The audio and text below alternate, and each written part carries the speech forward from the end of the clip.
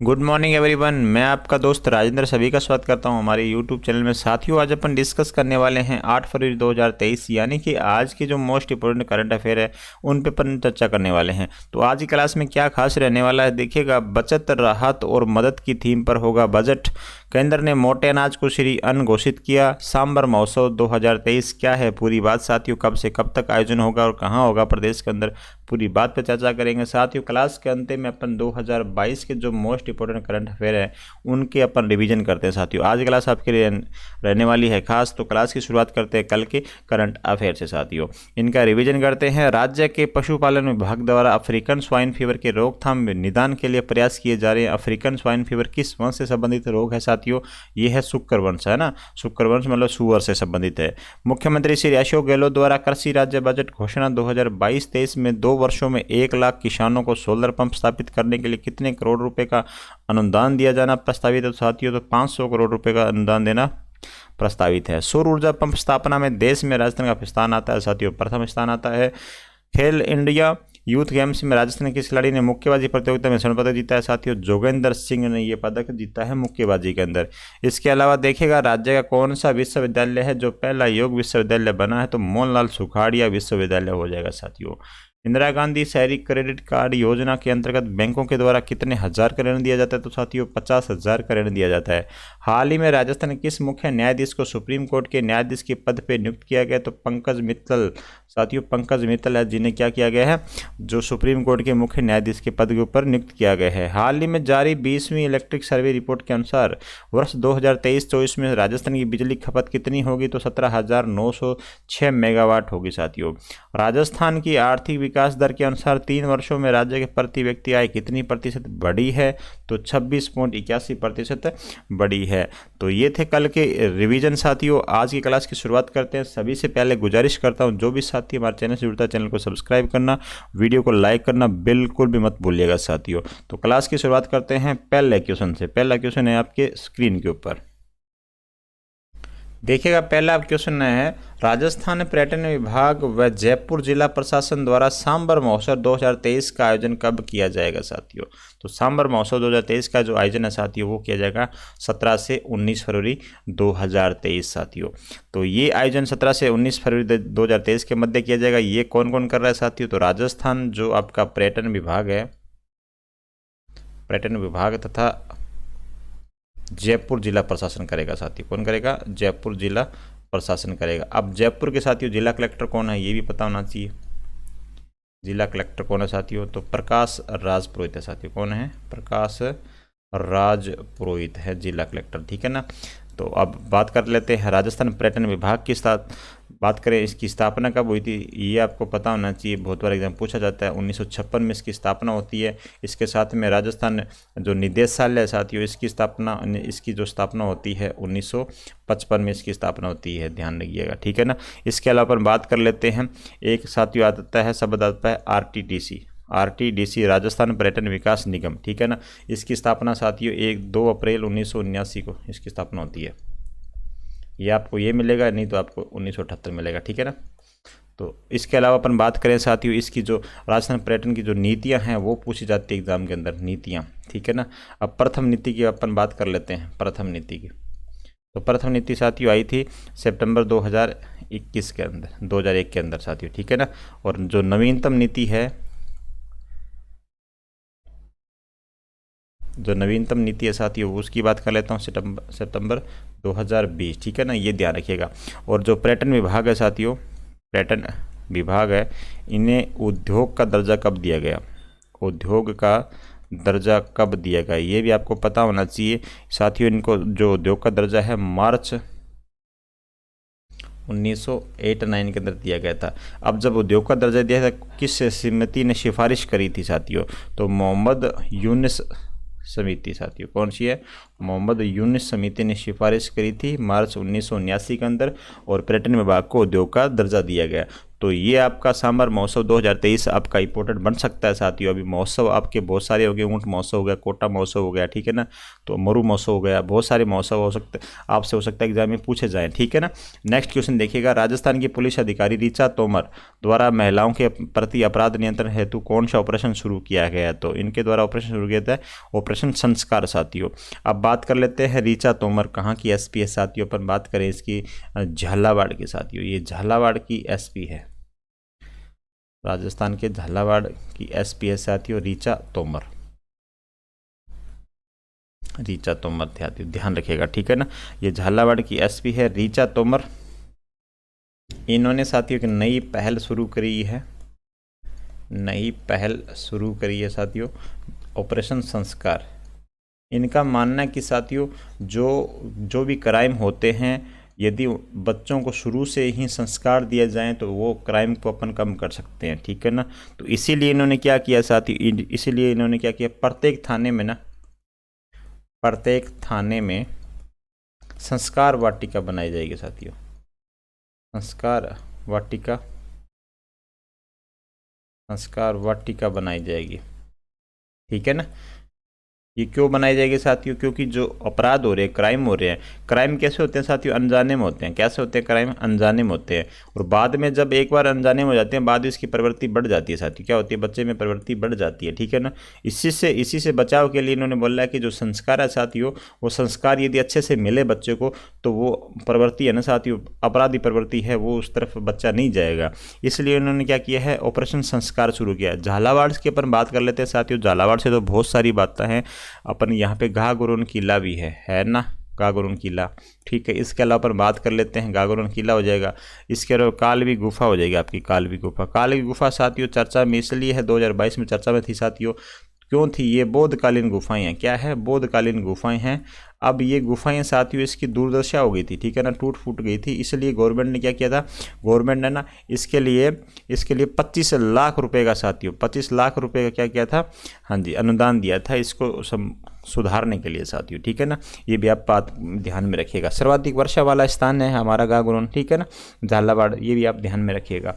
अब बात कर लेते हैं साथियों ऑपरेशन खुशी की। बात करूं आपके सामने, ऑपरेशन खुशी ये किसके द्वारा चलाया गया था, ये जयपुर पुलिस के द्वारा चलाया गया था साथियों। किसके द्वारा, जयपुर पुलिस के द्वारा चलाया गया था।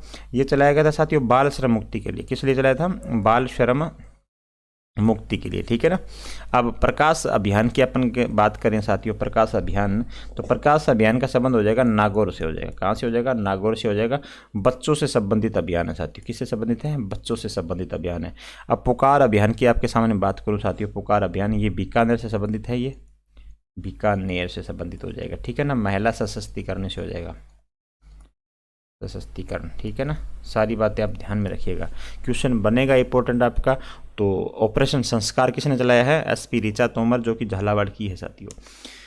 केंद्र सरकार द्वारा घोषित श्री अन्न योजना में राजस्थान की कौन सी अनाज फसल शामिल है, राजस्थान की कौन सी फसल जो है कि अनाज में शामिल हो जाएगी।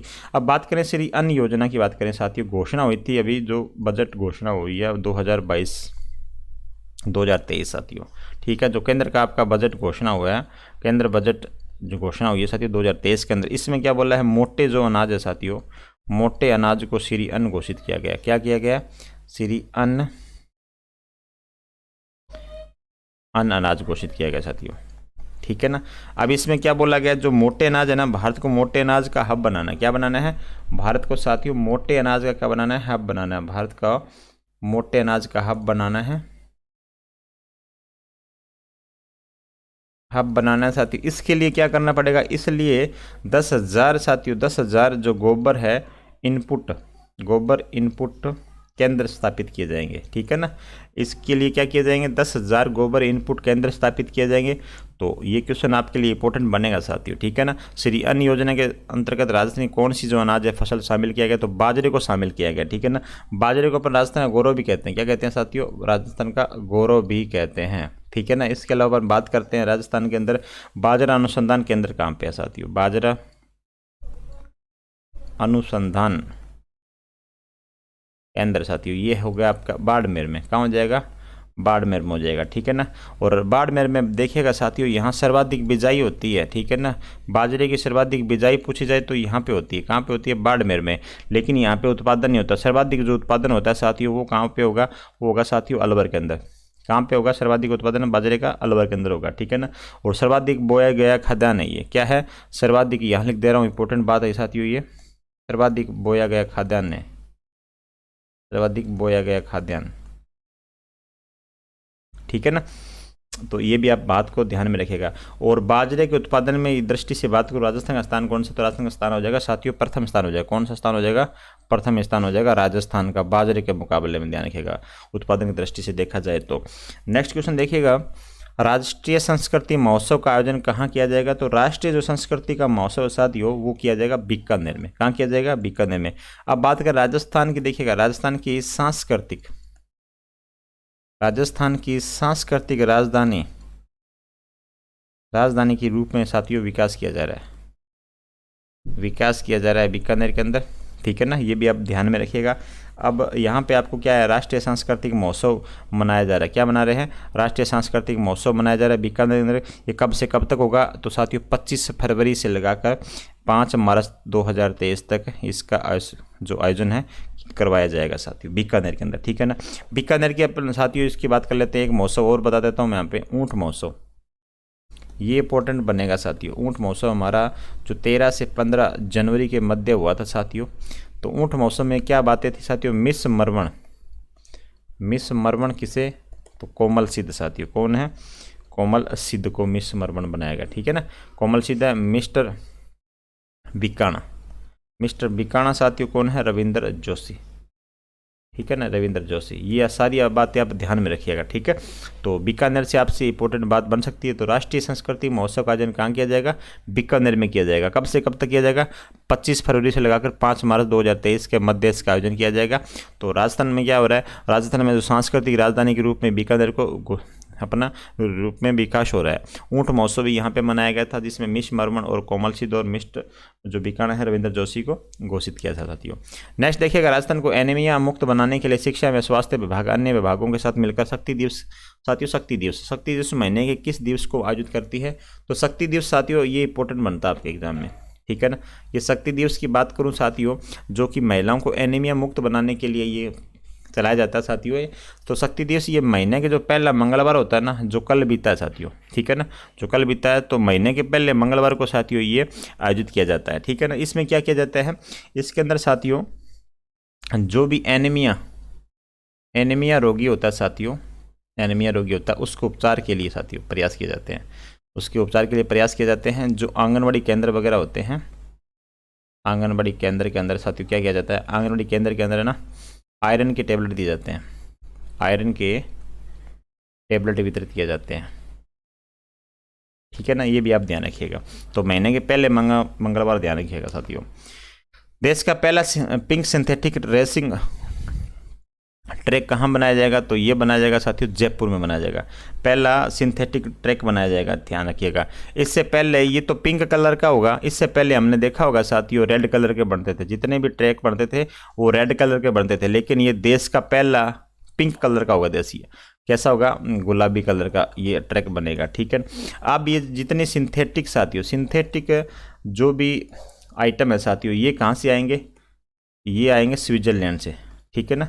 जो भी सिंथेटिक साथियों सिंथेटिक मटेरियल है हमारा, वो कहाँ से आएगा, स्विट्जरलैंड से आएगा, ठीक है ना। इसका निर्माण की बात करूँ साथियों, इसका निर्माण कहाँ होगा, जयपुर में। तो SMS स्टेडियम के अंदर होगा साथियों। कहाँ पे होगा, SMS स्टेडियम जयपुर के अंदर इसका निर्माण करवाया जाएगा। स्विट्जरलैंड से इसका मटेरियल आएगा।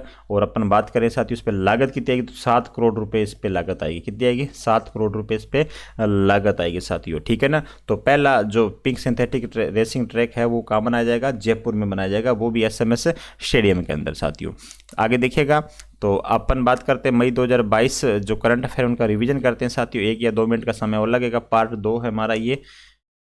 ई व्हीकल पॉलिसी को राज्य सरकार की मंजूरी। मुख्यमंत्री ने 2019-20 के बजट में इलेक्ट्रिकल व्हीकल लाने की घोषणा की थी। आमागढ़ लेपर्ड रिजर्व जयपुर में उद्घाटन 24 मई 2022 को 1524 हेक्टेयर क्षेत्र में स्थित है। मुख्यमंत्री सलाहकार समिति का गठन 6 सलाहकार सदस्य साथियों जितेंद्र सिंह, बाबूलाल नागर, राजकुमार शर्मा, संयम लोढ़ा, रामकेश मीणा और दानिश अबरार साथियों।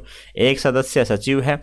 राजस्थान का पहला बर्ड पार्क साथी उदयपुर में गुलाब बाग में लगभग 11.50 लाख रुपए का व्यय निर्माण है साथियों। ठीक है ना, आगे देखिएगा।